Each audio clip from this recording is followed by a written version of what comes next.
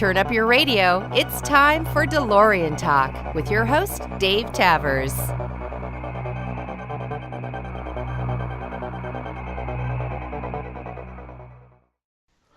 Hi, and welcome to DeLorean Talk. This is episode number 7. Several people have asked about having a woman DeLorean owner on, and I tracked down Sarah Heasty from Texas. I forget what city you're in now, Sarah. I live in Houston. You're in Houston. Well, welcome to the show. Thanks so much for taking the time. I am excited to get your take on the DeLorean and hear your story. There's not a lot of women that own DeLoreans. Sure. And this is where you come in. That's me. Well, thank you very much for having me. I appreciate getting the chance to visit with you. Let's start with just the easy question. How long have you had your car, and why did you want a DeLorean in the first place? I've had my car in just a few weeks. It will be right at 7 years. I bought it when I was 21, and I was fresh out of college. I had graduated with a music degree and was going on to be a band director. And I wanted the cool car that I had to be a DeLorean. And I'm of the age group when Back to the Future was very popular when I was a kid, of course. Uh-huh. I do have to give props to the movie for getting me interested in the car. Sure. By the time I was of the age of someone who would be interested in movies or cars or things like that, the DeLorean story itself of the company had already come and gone. Yeah. There was not much that I knew about of the company growing up, but I certainly knew Back to the Future. I remember it being prevalent in my mind as a kid growing up, 4 years old, 5 years old. My dad had recorded a broadcast on our local NBC affiliate, and they had played Back to the Future for their Friday night movie or something like that, and he actually recorded it on our VCR. Nice. And it's complete with commercials in between and everything. I mean, it's a quintessential 80s, late 80s, early 90s, Nice. Just a little time capsule. I love the movie. I love the story. I love the music. I love the car. The movie, I guess with the commercial breaks, it made the movie longer than the VHS tape was. So the VHS tape stopped about 10 or 15 minutes before the end. It stopped at the point where the lightning had struck the clock tower, the DeLorean went back in time, and it leaves Doc standing there in the street in 1955, and he sort of starts to walk around and walk alone by himself, and the camera pans out, and the tape cuts off. Oh, no. And that was the Back to the Future that I grew up with. I did not realize there was a finale to the story. Doc got rescued. It was just sort of a dead end, and I thought, that's kind of a funny end to a movie. But that's what I had. That is awesome. And then when I get to be about 15 or 16 years old, and it happens to come on again, and I had grown up and hadn't paid attention to it in a while, but it comes on again, and I watch it, and I realize, oh God, it's got a whole nother, there's an actual ending to this movie. And then that also got my attention more of the car when I was of the age where I could really appreciate it for what it was. Sure. And I had always enjoyed the style of it, the scientific aspect of it, the iconic design of it. And I had always grown up in my family with my dad taking care of our family cars. He would do all the maintenance on them and things like that. And I really enjoyed spending time with him in the garage, working on the cars with him, getting to know the cars, asking how they worked, things like that. And it got us spending some time together. So I've always enjoyed cars. I've had an appreciation for them. And to see something that was so cool looking just really had my attention. And by the time I was a late teenager and was kind of getting interested in what I was going to be driving, things like that. Of course, a DeLorean was not my first car, as much as I would have liked it to be. It got me interested in it. And by the time I was in college and was living in a dorm room, watching TV one day, I think it was 2006. It must have been one of the first airings on the History Channel of the Modern Marvels episode of the 80s tech that features DeLorean Motor Company in Humble. And I had no idea, it was a car. The internet was still kind of in its infancy when I was a teenager. Not much Googling going on or internet research going on. When I saw that in front of me and saw that the place where all these parts were stored and what was left of the company was quite literally about 12 miles away from me. Wow. It was it was a slap in the face. It was just, how could I not have known about this? And I ended up getting online and going onto things like Wikipedia and things like that, such as they were back then, 10 years ago, and kind of filled myself in on the company. I really had not, I'm ashamed to say this, but by that point, I had really not paid much attention to the company itself. I had seen it as a movie icon. Well, no reason to be ashamed of that. I think most people, even the people that passingly like the car, barely know anything behind it. They don't know that DeLorean was a person's name. It's just a cool car from the movie. And sure, the question comes up a lot from my friends about, it's because of the movie you got. I'm like, well, yeah, I wasn't 30 years old in 1981 when the cars came out. So it wouldn't have meant anything to me. And no, I think there's a lot of DeLorean owners and people in general that kind of poo-poo the movie, and not that they don't want to give it credit, but they're like, that's a movie thing. Like, if it wasn't for the movie, the car would not be popular. Bricklin is not the same car, but it's, they're cousins. Nobody knows what a Bricklin is. Nobody. That's right. Exactly. I do agree. We've got to give the movie credit from keeping it from being another Bricklin or another Tucker that just kind of was one of those quirky cars that fell into history. Yep. So I'm definitely not ashamed to say that I was and still am a fan of the movie. Nice. I'll try to go to 1 or 2 screenings of it a year with the car, nice. Which gets everybody excited. I hadn't thought of that. They've got to be doing that in LA, and I have not. Of course, I've only had the car for less than a year. You've had it a few more years, so. Sure. Finally, after 7 or 8 months, I finally went and took pictures of my car at Twin Pines Mall, at Puente Hills Mall. So. Oh, that's perfect. See, that's nice living in the Los Angeles area. You're right around all those landmarks. Yep. Very close. 20-minute drive. Oh, that's nothing. Yeah. Yep. That's perfect. So you ended up doing your research, learning more about DeLorean, the company, the history of it, the history of John Z. Did that spur, that was before you bought the car or seriously thought about buying a DeLorean? By then it was something I could appreciate. I wasn't really quite sure it was something I wanted to own, but it was something that I could really appreciate. And then once I had realized how close, because I had never seen a DeLorean in person before, anything like that. When I realized how close I was to these cars and everything that was making them tick, basically, that was left on the planet, I very quickly went on to Amazon and things like that and ordered all the books that had been printed about the car and the company. I ordered John's autobiography or biography. I ordered the different tales by different company members about what went on.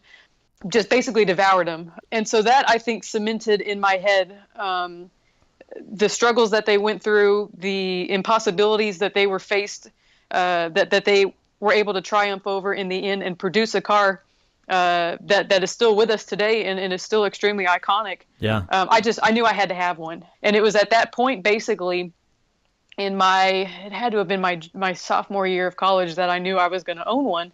And I decided at that point, I was working part-time as a party clown, and I would go in the evenings and on the weekends and things like that. And I would face paint at the local major sporting events. I would tie animal balloons at parties and things like that, and just trying to get some extra money that I could pay to get my life started when I was going to graduate and things like that. Right. And I was able to set aside money into an account that I called the DeLorean Fund. And I decided when I graduated, I was going to buy one. And I had no idea how much they cost. I had no idea by then. I had the background story. I had the fact that it was in Back to the Future, but I really knew nothing about the car physically itself. What was ownership like? Was it expensive? Yeah. Was it easy to insure? How many are there out there? Are they for sale? Can I buy one? I'm at this point about 19 years old. Who's gonna believe me? And but I decided I was gonna do it. Nice. And so I ended up telling myself and setting a goal for myself that by the time I graduated in 2009, I was going to have $10,000 in the bank. That was going to be my down payment for this magical car that I was going to find. Seeing the fact that DeLorean Motor Company in Houston was about 12 miles away from me, I knew, of course, that was going to be my next stop. I had to go there, and I had to see one in person. Isn't that amazing? Before seeing a car in person, you had already determined you're going to buy one. And I grew up in LA, so I did see them as a kid. Sure. And I had wanted one for a long time. So it was a little different, but I probably bet that your story is not unique in that our generation, the next generation of DeLorean owners, saw the car in the movie, wanted one, and started planning for it without ever actually seeing one. And forget about driving one. Exactly. Just seeing it in person was enough. It was, exactly. And everything kind of, you kind of get the, through rose-colored glasses and everything just kind of glazes over and you just see the car and you know that all you can picture is yourself behind the wheel. Yep. Would it be comfortable? Who knows? Would it strand you somewhere? Who knows? But, it was the idea of it. So the next thing, in about another year's time, I got a student teaching assignment for a day to observe a local teacher that happened to be about 2 miles away from DeLorean Motor Company. And I said, okay, this is it. This is my sign. I'm going to finish this teaching assignment. I think I was done at around lunchtime that day. And then on my way back to the dorm, I'm going to stop at DeLorean Motor Company and I'm going to see these things in person. They said they're building them. All this crazy stuff is going on. I want to check it out. Right. That day ended up being the day before Hurricane Ike ended up hitting Houston in 2008. Oh. And so I drive down there. The teaching assignment ended up getting canceled early so that they were evacuating the campus. Uh-huh. And they told all their students, you need to leave. And so I said, okay, well then on my way home, I was going to go back to my parents' house. And since I had nowhere else to go, they live right on the coast. And so they were going to be one of the hardest hit and they weren't going to evacuate. So I said, I'll stop here on my way back to mom and dad's house. I'll go to their house and help them board up. I'll ride out the storm with them, but I want to check this out first. Yeah. So I pull up, I go inside the building. They're also in the middle of boarding up. There's several tall glass windows in the showroom and things like that they're trying to secure. And the showroom is just full of cars. And it was my first time seeing one. Of course, I have my little flip phone, cell phone that we all had back then. And yeah. I'm taking these horrible low resolution pictures of everything and was super excited. There was one guy in the showroom, which happened to be James Espy. Of course, he asked, he's busy. Can I help you? Yeah. Yes, of course. He is very busy. And I kind of get the stink eye from him. What are you doing in here? Because we all knew what was going on and how serious it was. And everybody's trying to clear up for this storm. And I said, I'm not going to bother you. I just happen to be in the area. I'm not going to ask you any questions. I just wanted to see one of these in person. At that point, how old are you? At that point, I was probably about 20 years old. So that's no offense at all to any of the DeLorean shops, but I'm sure 20-year-old kid is probably not high on their list of buyers. It's not. It's not. Exactly. And I knew that going in. I said, I told myself, you're going to look ridiculous. Nobody's going to take you seriously. And I really didn't care at that point. Yeah, of course. I wanted to see the car and I wanted to, but I knew at the same time, if I saw the car, that was probably going to cement the fact that I needed one. Yep. So it was good and bad. Yeah. But I saw it and I realized just in person how low to the ground they are, I think is what hit me the most, is just how very, very low and just how sleek they looked. And I knew I had to have one.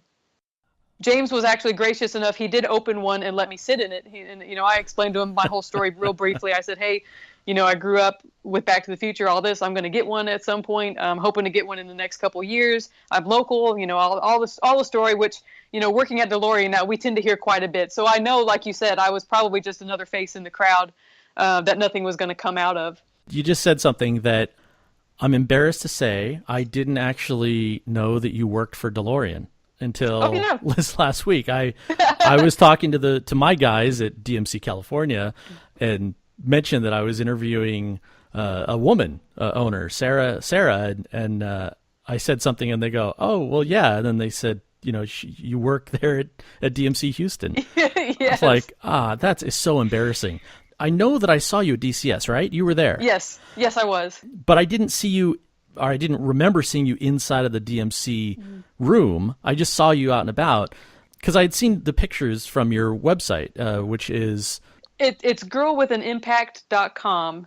I remember running across that and seeing you post on message boards, so I recognized you from that at DCS, but I didn't put everything together to know that you were connected to DeLorean. So even when I asked you to be on this, I didn't realize that you worked there. So it has taken over my life completely now. I don't think I can be. I hope I don't get proven wrong. I don't think I can be immersed in the DeLorean any more now than I already am. I cannot imagine. No. And congrats on that. How Thank you. fantastic to be able to live and work your daily life in something that you love and that you're so passionate about. It's wonderful. I love it. I love it to pieces. It's the best job I've ever had, and Nice. and I'm very, very proud to call myself an employee of the company. It's been fantastic. Yeah, I don't think anybody can top that. Being a fan, finally getting a car and then getting to work for DMC. That's awesome. It's the ultimate DeLorean owner experience, definitely. It's just there's no escaping it. So you had talked to James. He let you sit in the car. He did. He let me sit in the car, and I remember posting on what was whatever there was of Facebook at that point, how excited I was to be at DeLorean and sitting in a car and things like that. So you posted on Facebook how excited you were. I posted on Facebook, which I think I must have posted on Facebook after I got back home, because I don't believe at the time I was able to post from my phone. From your flip phone. From my flip phone. But I did post on Facebook, and I told my parents how excited I was, and they had kind of heard, Sarah's got this crazy idea about buying a DeLorean. Yeah. And it wasn't about breeding pine trees. It was about buying a DeLorean. So that's good. Right. And so I had told my dad, because I said, I know I'm going to be riding out this hurricane with you guys. They were about 3 miles from the shore of where it made landfall. And I said, so if something happens and I die today or I die tonight, I'm going to be happy because I got to see this car before, and it's awesome. I can't get it out of my mind. I know I'm gonna end up owning one. And everybody just kind of kept rolling their eyes, but they know me better than that by now. Not to ignore that. You'd said you liked working with your dad in the garage and things, but Did you grow up as a car kid? I mean, were you working on cars a lot or going to car shows or anything? I really honestly never went to car shows. My dad mostly, he was a car guy, especially back in the day. He had owned a 78 Z28 that he loved to pieces and did a lot of his own work on and his own modifications on. But I think by the time he was older and had a wife, and then me and my younger sister, I think he kind of was not able to keep that going as much as he had wanted to. But it was still something that interested me. We would watch Mecum auctions all the time at night on the direct TV that would come on, and just kind of talk back and forth on what cool cars we'd like to own eventually. Of course, they never show a DeLorean on things like that. Yeah. But that would be nice if we could get some screen time. And so I never really got involved in the car shows or things like that. I was mostly interested at that point in just how they worked. I was always interested in puzzles and putting things together, assembling things. I loved model kits as a kid. I loved building things. And so it was just kind of like a big Lego set to me almost, to see how things came apart and went back together again, and how parts of the system affected the rest of the car. And so it was interesting to me to see the science and the engineering of that in front of me. Yeah. When I told my dad that that I was going to get this car, and he of course told me I was crazy. He was, I think, at first more of the impression that, Sarah just wants an interesting car. So he would say, well, why don't you get these new Mustangs that came out? They just redesigned the Mustang. Let's go test drive one. And I obliged. I test drove one, and I said no. I said, it's not about the fact that I want a car. I want a DeLorean. That's different. Yeah, car. It's a very specific, something that I've got my mind on.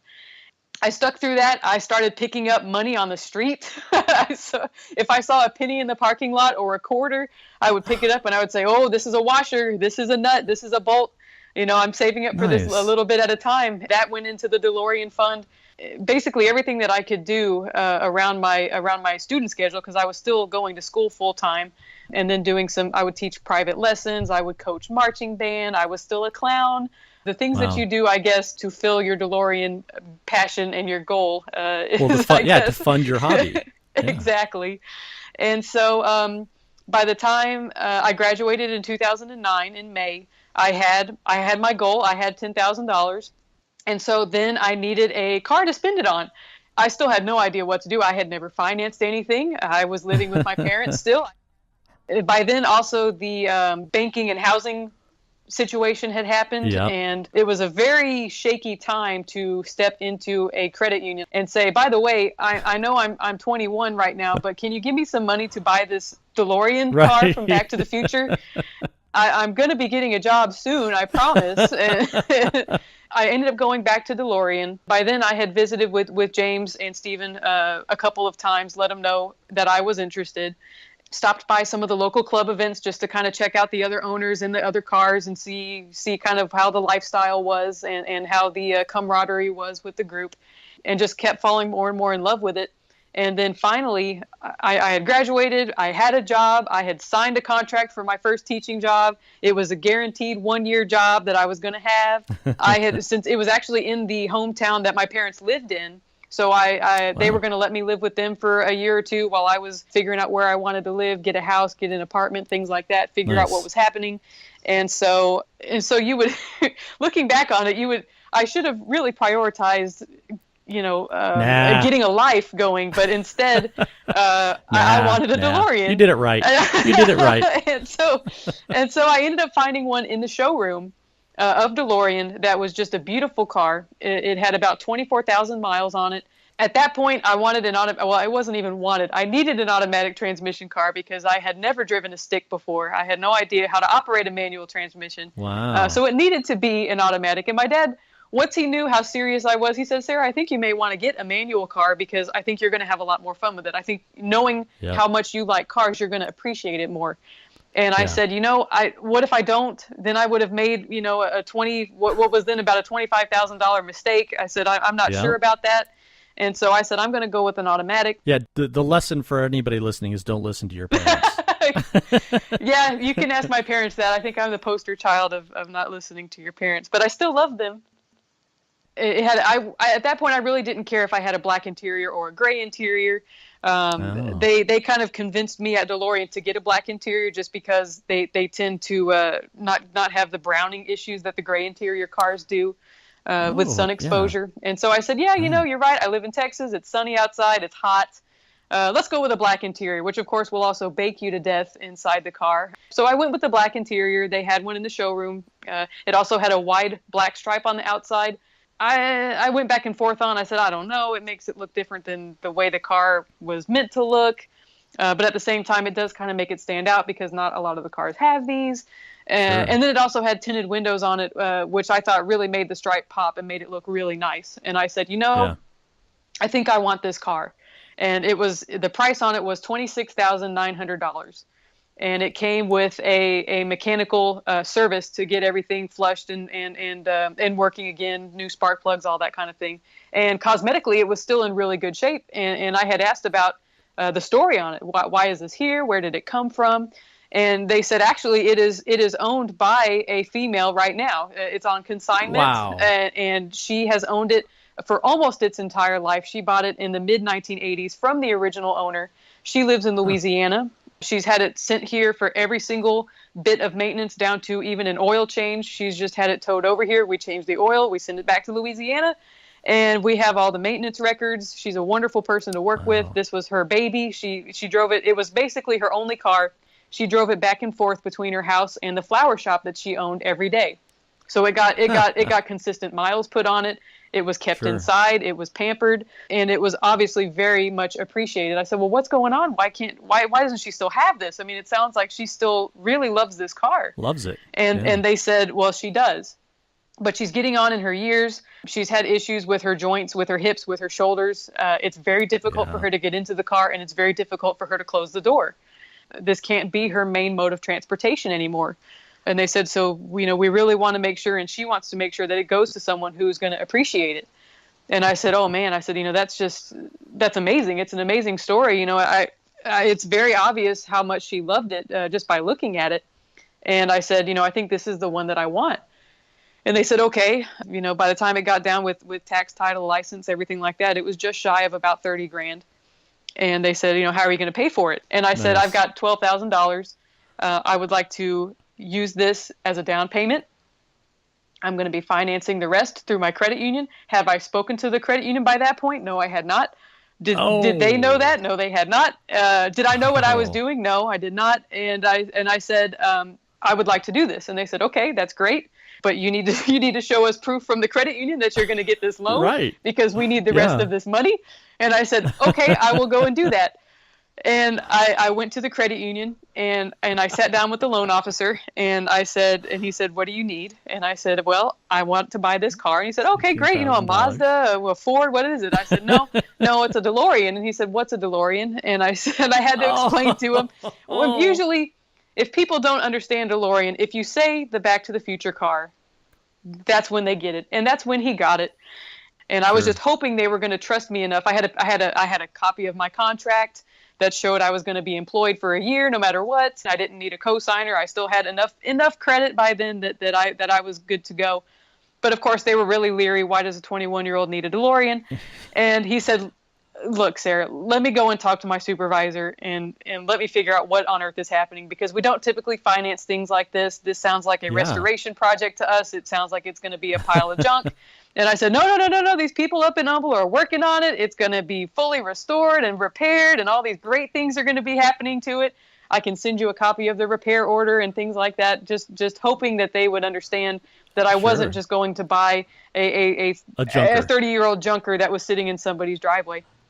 Yeah. And he took about 10 minutes or so, spoke with his supervisor, and came back, and he says, the supervisor wants to know one thing. And I said, what is that?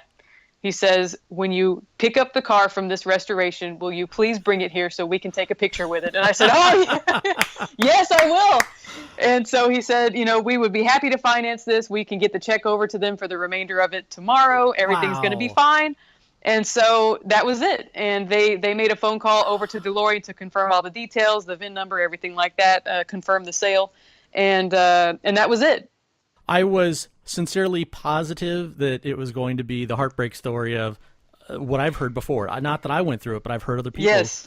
Credit unions, banks do not finance classic cars. They don't, and it's very difficult. And they said the only reason why we did this for you is because it's being backed by a legitimate company that has all of these parts. If something were to happen to it in an accident while you're paying it off, we feel comfortable that we can get it repaired, while we've got the title to it. And so that I guess made them comfortable enough. And I think probably that also combined with the financial situation at the time. They were really trying to keep customers get some more money happy, coming in. Some more money coming in. And so I secured it on a 4-year loan, and I was so excited. I remember coming home to my parents and saying, guys, I got it. The car's going to be mine. I just got to wait for it to be repaired. I can pick it up. Dad, you got to come and take me to pick it up. And they just, oh my God, Sarah's gone and done it. And I had told him, I said, I'll keep it in the driveway. It sounds like a kid bringing a puppy home. I promise I'll take care of it.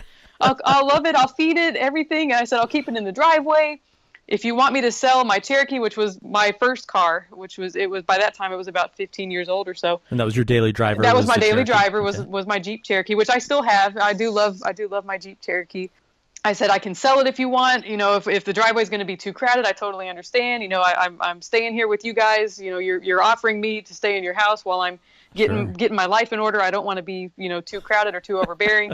And Dad said, no, you keep it in the garage. I'm not gonna have that in my driveway. Out in the sun. Exactly. Then the classic car owner and him started coming out. No, we got to take care of it.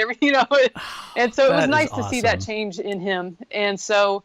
About another month or so later, it had to get through its spot in line. It got processed, it got test driven, it got adjusted, everything that we normally do to a car. And they had called me and said, it's ready. You can pick it up on this Saturday, and Steven's going to be there, and we'll take you around in it. I had driven it by that point. I had driven it once around the block, and it was before the work was completed on it. So it was running really rich. It was not a perfect idea of a car, and they're assuring me, oh no, it's going to be fine. And I just said, yeah, I know, it's I get it. It's on its way, coming back to life. It had sat for a while in the showroom waiting for an owner to come along, and so they were waking it up, and I totally understood that. And my parents were just looking at me like, you're trusting these people? This is, what are you doing? Now that you've got some money from your job, you can't just go spending it like this. And I said, no, this is what I want to be. I want to be a band director who drives a DeLorean. My life is complete now. And so about a month after that, I go to pick it up. My dad, me and my dad get in his truck and we drive over to Humble, which was about a 45-minute drive from my parents' house. And we go to pick it up, and there it is with Steven, and they had just finished detailing it. Everything was wonderful. And Steven said, here's your car. Let's go out for a drive in it. I can show you how everything works. And so we did that. We drove down. They didn't offer that to me.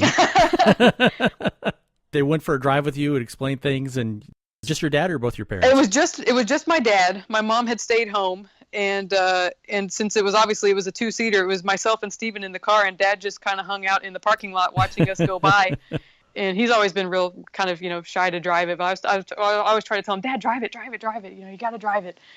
That was going to be one of my questions, but since you just brought it up, how long was it before you let anybody else drive it, and who was it? Oh, goodness. The first weekend I had it, I think I put a tank of gas through it in those 2 days. I drove it everywhere.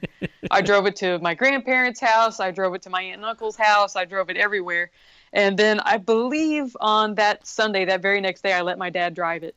And he just took it around. He had ridden as a passenger with me a couple of times just to kind of get his bearings on it. Does it sound okay? Does it have a misfire? Is it braking okay? Yeah. Are the lights working on the outside? He was kind of, as I was driving it home, he was kind of circling around me in his truck, making sure the turn signals worked and the brake lights worked. And we got home and he said, Sarah, he said, that looks so cool going down the road. He said it was driving straight. Everything on it was aligned. It was tracking beautifully. He said, and every single car that drove by you had to slow down and look.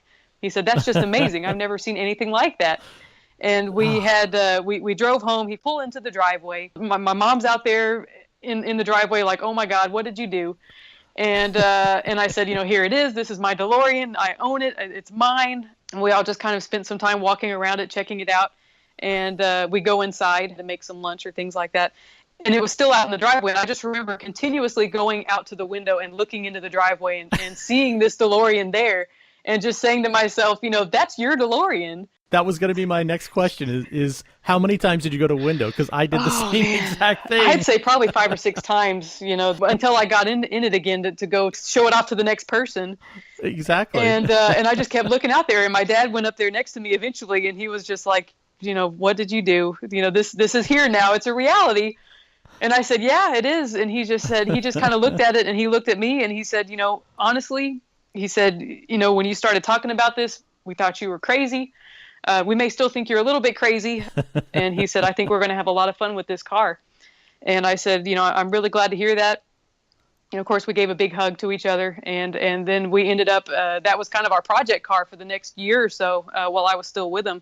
And we did some little changes to it. It had a tape deck in it. I wanted to put a CD player in. The tape deck didn't work. I said, don't worry about fixing it. To the DeLorean people, I said, I'm going to be putting a CD player in it anyway. So we put a CD player in it. We fixed some of the slight cosmetic things that were still kind of wrong with it or broken or just little touches here and there. It was not much. Car. Exactly. Yeah. It's a 30-year-old car. It needs a little bit of some pick-me-ups sometimes.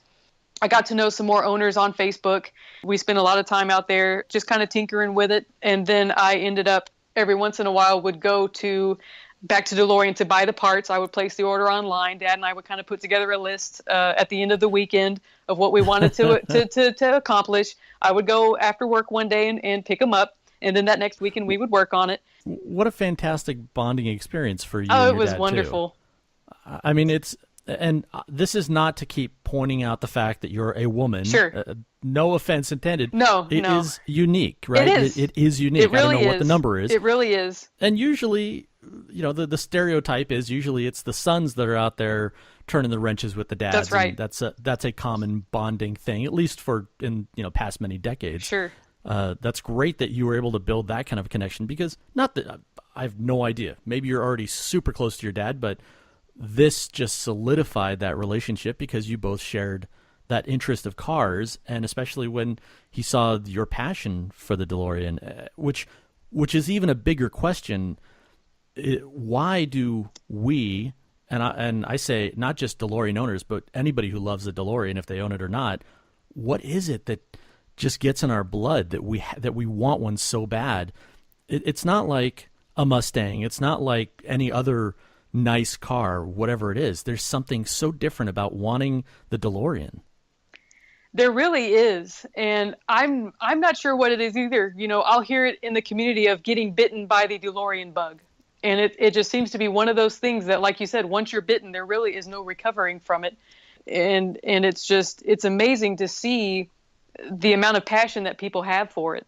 And you get to see it also being an owner and driving your car around, seeing a kid's reaction who may be seeing your car for the first time. That was you and that was me. Yeah. When we were that same age, seeing those cars and being excited. That was you walking into a showroom at 20 years old, right when a hurricane is coming, to go see a car that was first and foremost in my mind. Instead of safety, it was seeing a DeLorean. Yeah. So you can tell the kind of crazy things that it makes people do.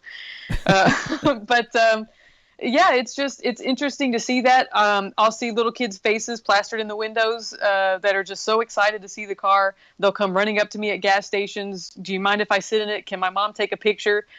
Things like that. I try to keep postcards with me, or back when Hot Wheels were so plentiful, I would have some Hot Wheels in my car that I could give to them. It just makes their day. And it's so nice to see that such a small gesture can bring so much happiness to somebody. And to me, that's a lot of what the ownership is about. It's seeing the enjoyment, not just in being an owner, but the enjoyment that being an owner brings to other people, and that you're bringing this car to them. Yeah, to get to share it with other people. And this has come up on past episodes, and it comes up in just other events talking to owners.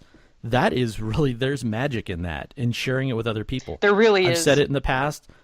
My friend Deborah put it so perfectly. It's not a speed machine. It's not a time machine. It's a smile machine. That's perfect. That sounds so corny and stupid, but it is so absolutely true. It's so everybody true. Smiles. It makes everybody smile. And I think it may sound corny to someone who's on the outside, but once you've owned one and driven around in one, those are perfect words. They really are. Yeah.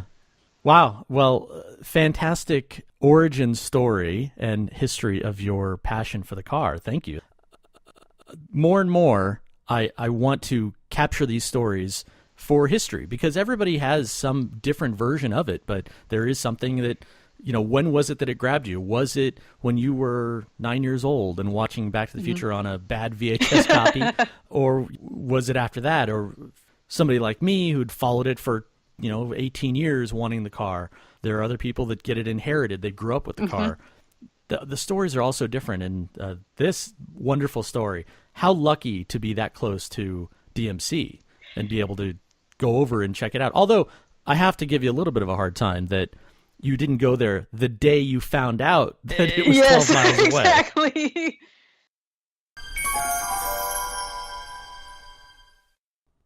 I'm sure that you have more than a couple of stories, but as a woman, you must have heard some crazy good and crazy bad things from people. You've obviously been to car shows, you've taken the car to events. I can imagine how people, either on purpose or very innocently, will say things like, "Oh, is this your dad's car, or is this your husband's car?" Yes. I can only imagine you've heard that 100 times. Yes, it does happen. And like you said, some people are very innocent in what they're asking, and some people are very not so innocent. Yeah. I do get that asked if I'm showing my car, or even if I'm just driving down the street. I'll get stuff yelled at me. What are you doing with your boyfriend's car? Does he know you've got that out of the garage? And you get stuff like that, and it's kind of something where you kind of wonder, are they half joking, or at the same time, are they really thinking that I shouldn't be driving this? And I'm not typically a person, I'm not an ultra feminist kind of person. I'm not a very political person. I'm not someone who thinks that everybody is out to get me or offend me.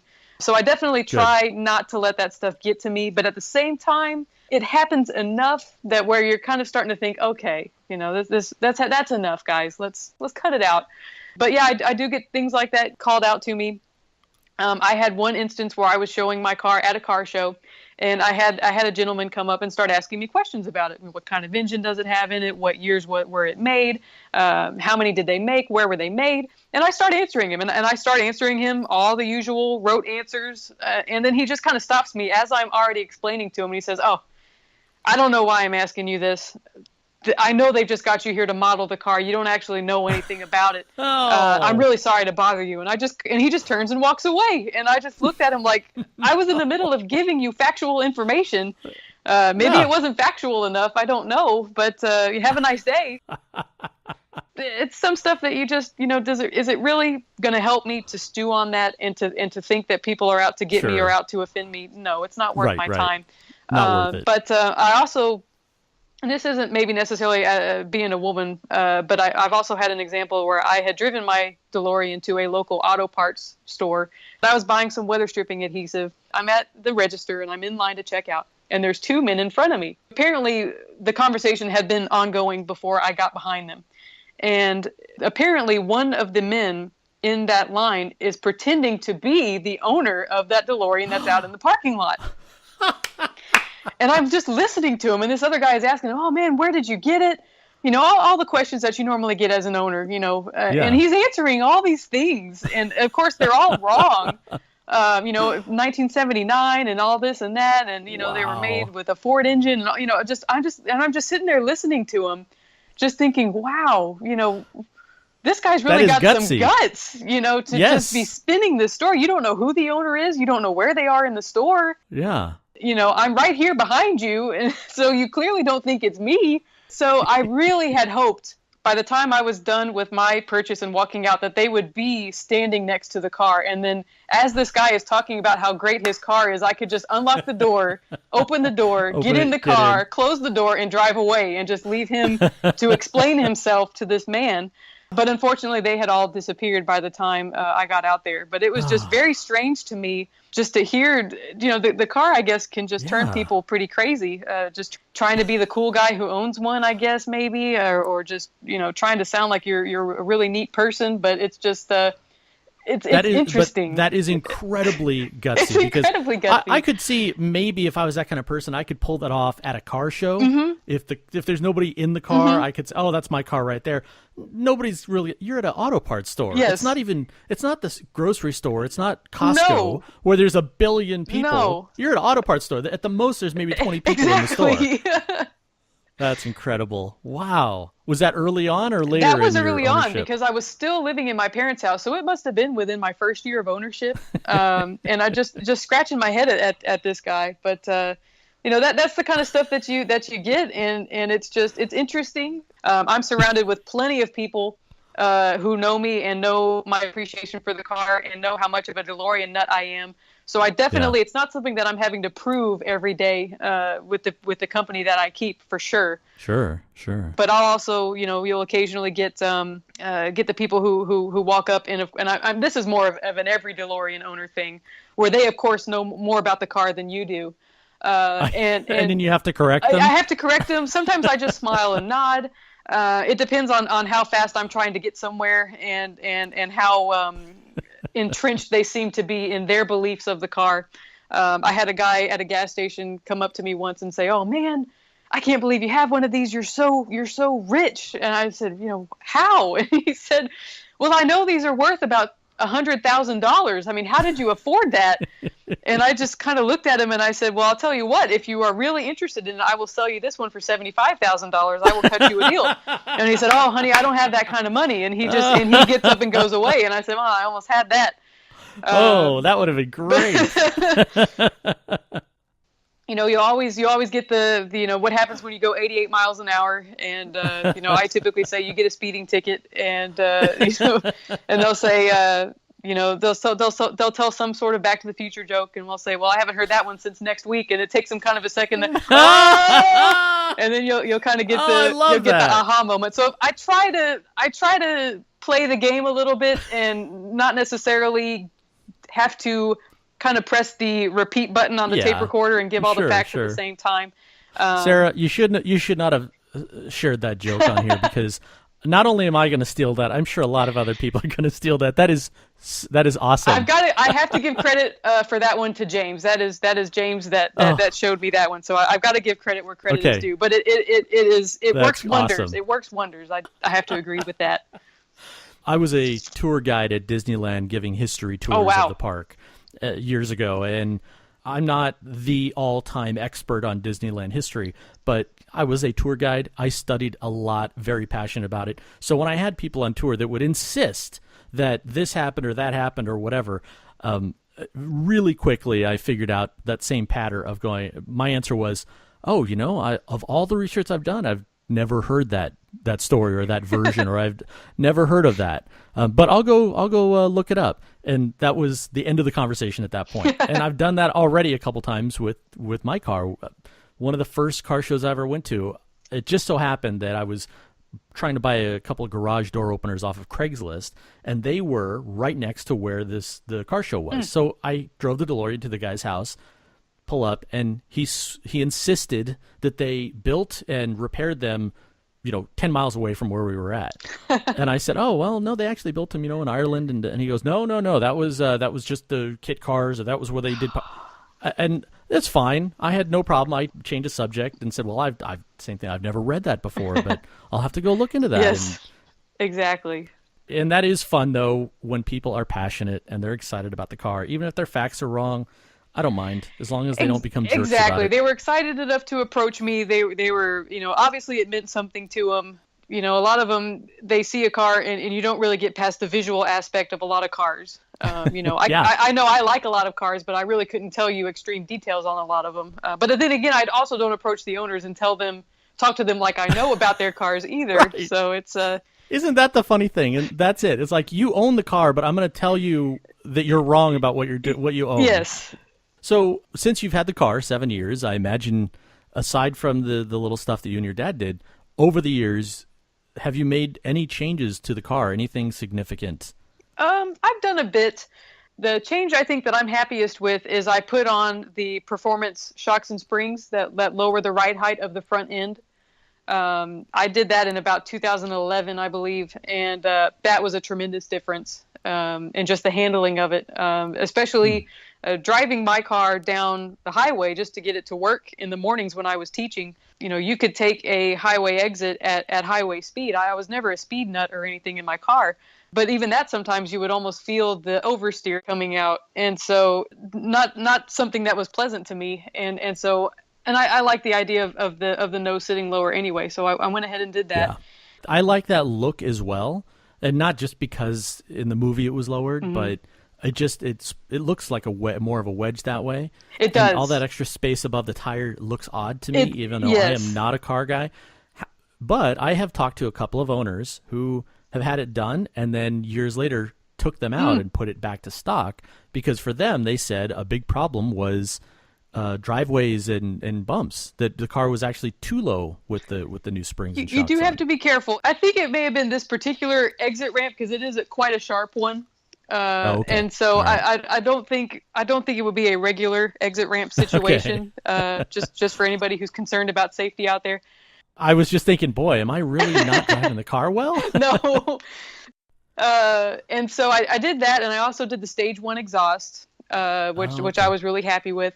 I put the CD player in and replaced the radio. I also my car would have been one of the ones that had the windshield embedded antenna, but ended up with the fender mounted antenna, and which I thought was very the front right fender. The very offensive front right fender antenna, and so very offensive. I like that. I had DMC in Houston make a plug for it. They plugged the fender, they regrained it, they got rid of the antenna, and I've actually gone back now since I've had my windshield replaced. I've gone back to the windshield antenna. Which I really don't listen to the radio anyway. I did it more for correctness than I did for actually using it.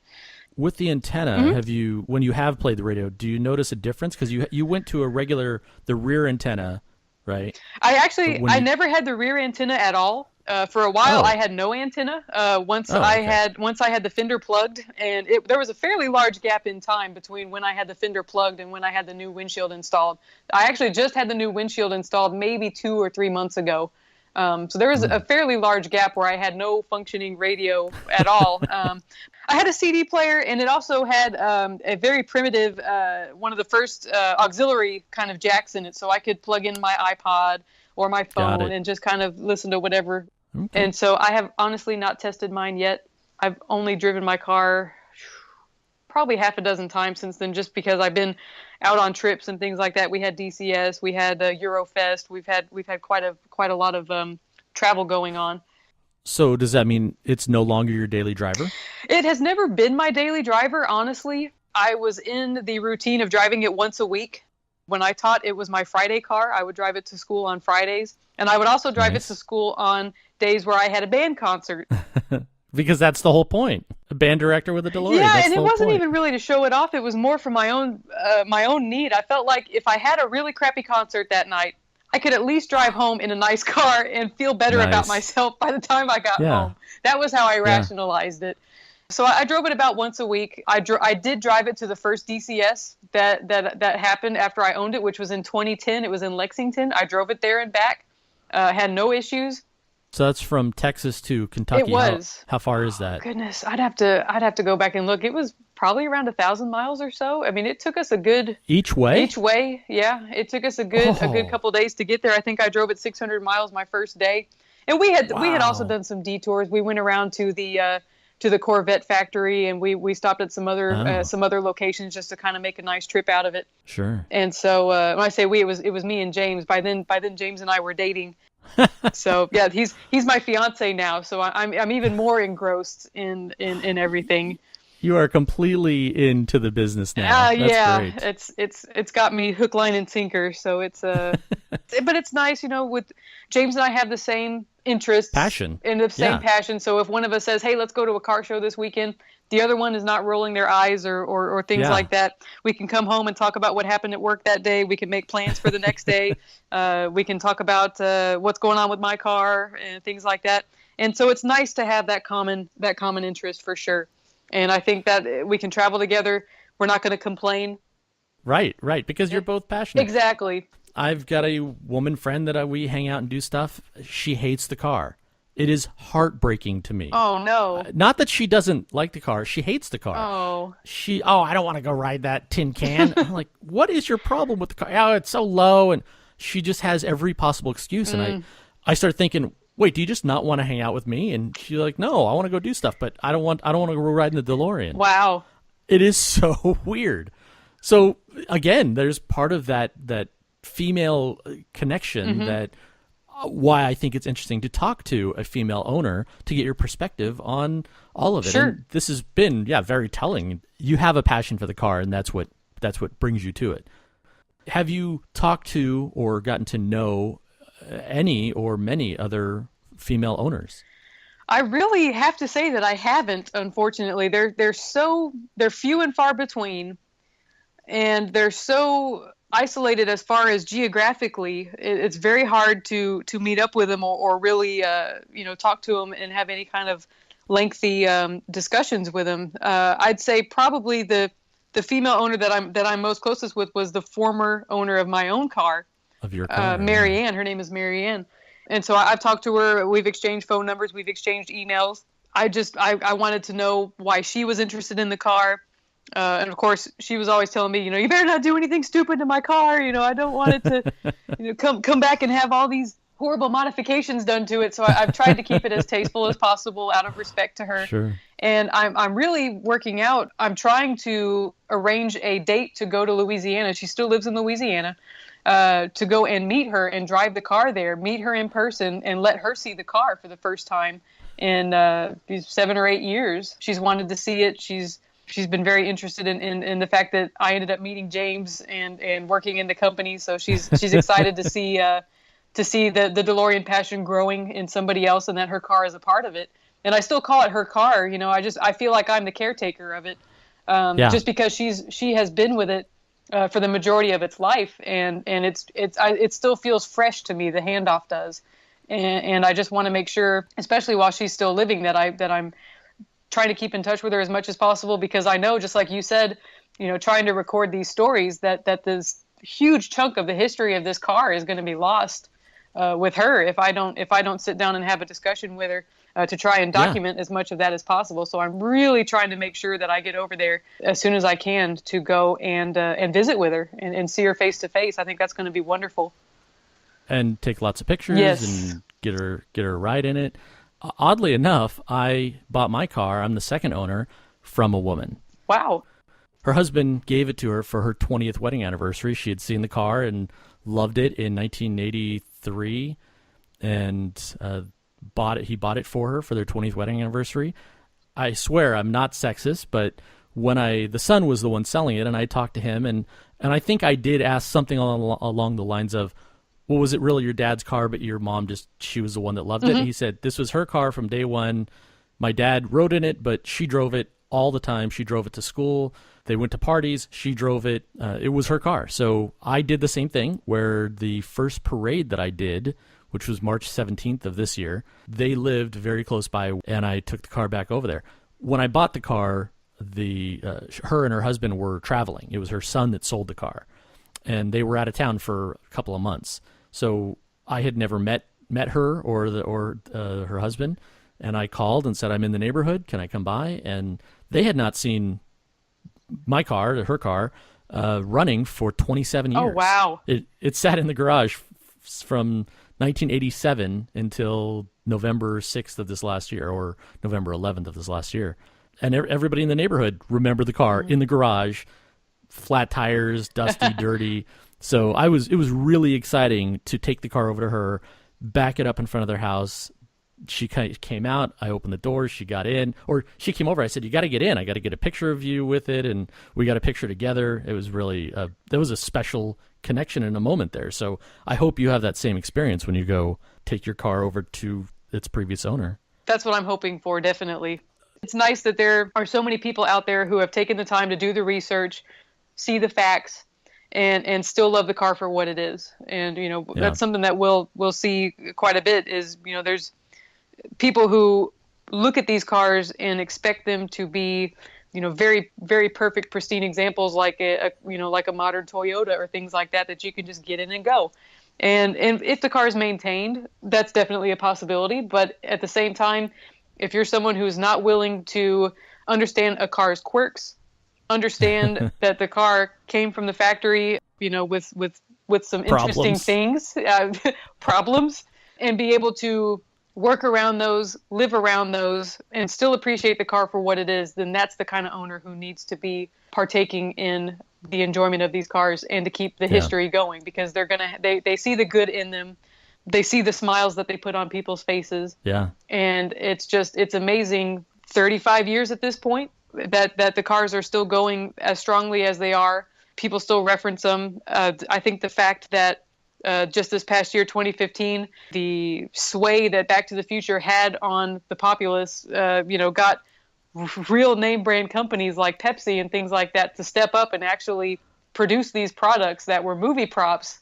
Yeah, that people love. That people love so much that they're willing to step up and do something about it and get in on the fun.